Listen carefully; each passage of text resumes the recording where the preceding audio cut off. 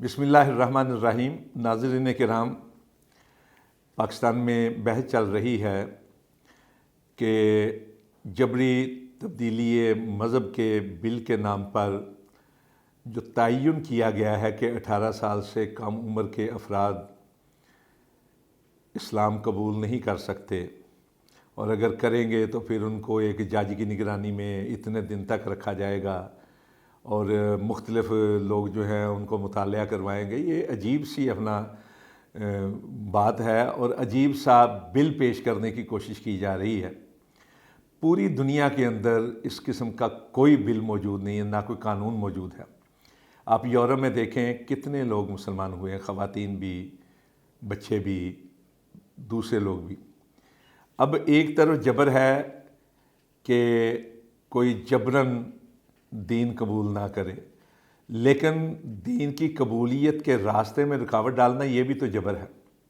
اس حوالے سے اسلامی نظریاتی کونسل جو ہے کئی اجلاسوں میں بحث کر چکی ہے کہ پاکستان کی غالب ترین اکثریت جو ہے اس کے حقوق کو بھی مد نظر رکھا جائے۔ دیکھیں میرے پاس موجود ہیں کچھ چیزیں، میں آپ کے گوش گزار کرنا چاہتا ہوں۔ مثلا اسلامی نظریاتی کونسل کا 190واں یعنی اجلاس نمبر 190 جو 13-14 فروری 2013 میں ہوا تھا، اس میں باقاعدہ فیصلہ ہوا تھا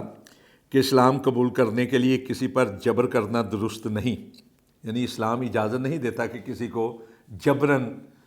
اسلام کی طرف راغب کیا جائے یا قبول کروایا جائے۔ لا اکراہ فی الدین، دل سے اگر کوئی قبول کرتا ہے تو وہ ہی قبول کیا جائے گا، جبراً جو ہے یا کسی کی گردن پہ چھری رکھ کے جو قبول کروایا جائے گا وہ اسلام ہوگا ہی نہیں۔ تو یہ ہے کہ جبر کرنا درست نہیں، تاہم اگر کوئی مرضی سے اسلام قبول کرتا ہے اس کے قبول اسلام کو روکنا بھی درست نہیں۔ اس حوالے سے آئین کا آرٹیکل 20 جو ہے بالکل واضح ہے، جیسا کہ سپریم کورٹ کے فیصلے میں اس کا حوالہ موجود ہے، لہٰذا الگ سے اس معاملے پر الگ سے قانون سازی کرنے کی ضرورت نہیں۔ یہ اجلاس نمبر 190 ہے اور یہ سالانہ رپورٹ جو تھی 2012-13 کی، اس کا صفحہ نمبر 96 ہے۔ ایک دوسرا معاملہ سامنے آیا، یہ اجلاس نمبر 207 تھا۔ اس کے اندر اپنا جو ہے یہ لکھا ہے کہ کونسل نے قرار دیا کہ اگر یہ بل کسی غیر مسلم ملک کی اسمبلی سے پاس ہوتا تو قابل فہم سمجھا جا سکتا تھا، لیکن آئین پاکستان جس کی آرٹیکل 2 میں اسلام کو مملکت کا دین اور مذہب قرار دیا گیا ہے، اور آرٹیکل 2 الف جس میں قرارداد مقاصد جو کہ فرد اور ادارہ دونوں میں صرف باری تعالیٰ کی حاکمیت کو تسلیم کرتی ہے کو آئین کا حصہ قرار دیا گیا ہے، اور آرٹیکل 227 جس میں تمام قوانین کو قرآن و سنت کے مطابق بنانے کا کہا گیا ہے کے تحت قائم کردہ اسمبلی سے ایسے بل کا پاس ہونا ناقابل فہم ہے۔ لہٰذا یہ کونسل اس بل کی مذمت کرتی ہے۔ اسی طرح جو اجلاس تھا، اجلاس نمبر 216، یہ ہوا تھا 24-25 ستمبر 2019 کو، میں بھی اس میں موجود تھا، اس کا حصہ تھا۔ اس میں باقاعدہ یہ فیصلہ ہوا تھا کہ جبری تبدیلی مذہب کی ممانعت کے مجوزہ بل میں جبر کی تعریف میں خدا کی ناراضگی سے ڈرانے کو شامل کیا گیا ہے۔ یہ تعریف سراسر خلاف اسلام ہے۔ اس تعریف سے دین کی تبلیغ بھی جبر میں آ سکتی ہے۔ نمبر 2، اسلام قبول کرنے کے لیے عمر کی حد کی تعین کرنا غیر شرعی ہے۔ اسلام کسی بھی عمر میں قبول کیا جا سکتا ہے۔ نمبر 3، بلحاظہ میں تبدیلی مذہب کی تقریب میں بلا واسطہ یا بالواسطہ شرکت کرنے والے عالم نے اگر ڈسٹرکٹ مجسٹریٹ کو اطلاع نہ دی ہو تو اسے بھی سزائے قید جرمانے کا مستحق قرار دیا گیا ہے، جو کہ ناقابل قبول ہے۔ ایک اسلامی ملک میں اس طرح کے قانون بنانا تشویشناک امر ہے۔ نمبر 4، اسلام قبول کرنے والوں کی ڈاکومنٹ یعنی اس کو رجسٹر کروانے میں کوئی حرج نہیں، لیکن اس کے لیے ڈسٹرکٹ مجسٹریٹ کو اطلاع دینے والا طریقہ اور اطلاع نہ دینے کی صورت میں سزا دینا یا جرمانہ کرنا صحیح نہیں۔ اس کی بجائے وزارت مذہبی امور ایک پرفارما بنائے جو اوقاف کی مساجد اور قبول اسلام سے متعلق تمام اداروں میں دستیاب ہو، تاکہ اسلام قبول کرنے والے اس پرفارمے پر اس پر فارمے کو پر کریں۔ یہ اجلاس تھا، اجلاس نمبر 216 جو 24 اور 25 ستمبر کو ہوا، اس میں یہ چیز جو ہے وہ پاس ہوئی تھی۔ اسی طرح اجلاس نمبر اپنا جو ہے 217 کے اندر بھی جبراً تبدیلی مذہب کو قبول نہیں کیا گیا تھا۔ اس کے علاوہ صرف یہ نہیں کہ مذہبی دنیا اس پہ سیکھ پا ہے، بلکہ یہ ایک قرارداد ہے جو اسلام آباد بار ایسوسی ایشن جو ہے اس کی طرف سے ہے، اور اس پہ بار ایسوسی ایشن کے صدر اور سیکرٹری کے دستخط موجود ہیں، اور اس میں بھی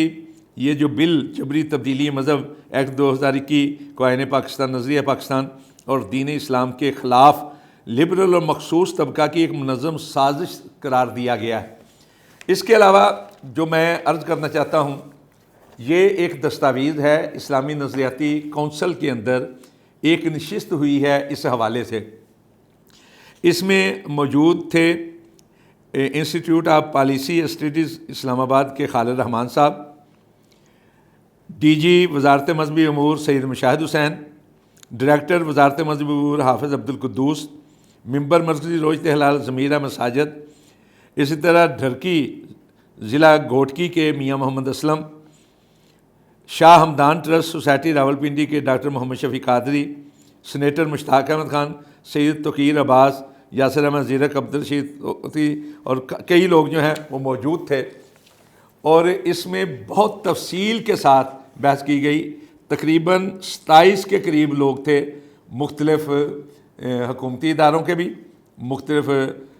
تنظیموں کے بھی، اور انہوں نے بھی یہی چیز کہی ہے کہ عجیب معاملہ ہے کہ اسلام جیسے دین فطرت کو روکنے کے لیے اس طرح کی قانون سازی کی جا رہی ہے جو آئین کے بھی خلاف ہے، جو اسلامی تعلیمات کے بھی خلاف ہے، جو اخلاقی روایات کے بھی خلاف ہے، اور عقل و فہم کے بھی خلاف ہے، اور پوری دنیا کے اندر ایسی کوئی چیز موجود نہیں ہے۔ اس کے علاوہ میں عرض کرنا چاہتا ہوں، یہ ایک اور دستاویز ہے۔ 17 ستمبر کو اسلامی نظریاتی کونسل میں جو ہے برچونڈی شریف سندھ کے میاں عبدالحق، جنہیں میاں مٹھا یا میاں مٹھو بھی کہا جاتا ہے، اور جہاں بہت تیزی کے ساتھ لوگ جا کر، اور بڑی ایک تعداد کے اندر لوگ مسلمان ہوتے ہیں مختلف مذاہب سے آئے ہوئے، اور ان کے بارے میں زیادہ یہ بات پھیلائی جاتی ہے جو وہ جبراً کرتے ہیں۔ ان سے جب بات ہوئی، ان سے سوال کیا گیا کہ آپ کس طرح لوگوں کو کرتے ہیں، وہ کہتے ہیں کہ میاں عبدالحق، میاں مٹھا یا میاں مٹھو، انہوں نے بتایا کہ وہ کبھی جبری تبدیلی مذہب کے کسی کوشش کا حصہ نہیں رہے۔ وہ اس قسم کی کوشش کو خلاف شریعت اور خلاف آئین سمجھتے ہیں۔ ان کی درگاہ میں ہندو، مسیحی اور دیگر مذاہب سے منسلک افراد خود آتے ہیں اور اسلام قبول کرتے ہیں۔ ان میں مرد بھی ہوتے ہیں، خواتین بھی ہوتے ہیں، اور بعض مرد اور خواتین کے ساتھ جو ہیں کم سن لوگ بھی ہوتے ہیں۔ 80 سال کے بزرگ بھی آتے ہیں، نچلی ذات کے افراد بھی اسلام قبول کرنے میں، اور بالائی طبقات سے جو منسلک لوگ ہیں ہندو، وہ بھی آتے ہیں اور اپنی رضا کے ساتھ اسلام قبول کرتے ہیں۔ میں یہاں پھر واضح کر دوں، اسلامی نظریاتی کونسل جو پاکستان کا ایک آئینی ادارہ ہے، اور جس کا کام ہے کہ وہ بننے والے اور بنے ہوئے قوانین پر نظر رکھے، اور کوئی قانون جو ہے خلاف اسلام یعنی قرآن اور حدیث کے خلاف نہ ہو، اس پہ نظر رکھے، اور یہ کوشش کرے کہ کوئی بھی کتاب و سنت کے خلاف قانون نہ بن پائے۔ اس ادارے کی طرف لے کے جاتے ہیں اکثر حکومتی معاملات کو، جو بعض ایسے معاملات کو بھی لے جاتے ہیں جو انتظامیہ کی سطح پر بھی اور انتظامی نوعیت کے ہوتے ہیں، انہیں حل کیا ہے۔ لیکن اس کے باوجود